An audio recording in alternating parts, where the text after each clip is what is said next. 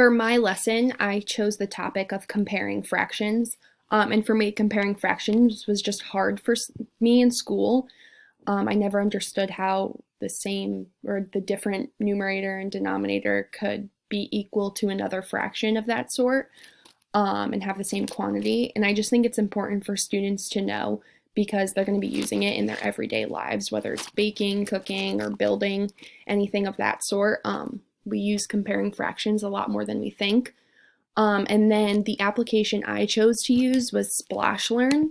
It's a free application, and they have a bunch of little games that students can play on there. And this is just one example, identifying equivalent fractions. As you can see, there's different numerators and denominators, and then they show a visual, and then you can click on the answer, and then once you click on the answer, you get a coin if you get it correct, and then if not, you could just try again.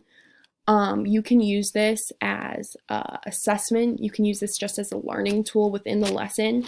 It's really easy. It's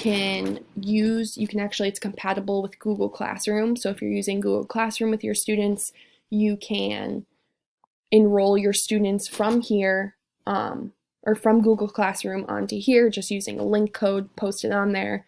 The students can do this at home, and you can see who's completed it, or you can do it in class if they're a little rowdy and you need some time to have them play some fun games. So yeah, that's what I chose for my lesson topic and the application I'm going to use for it.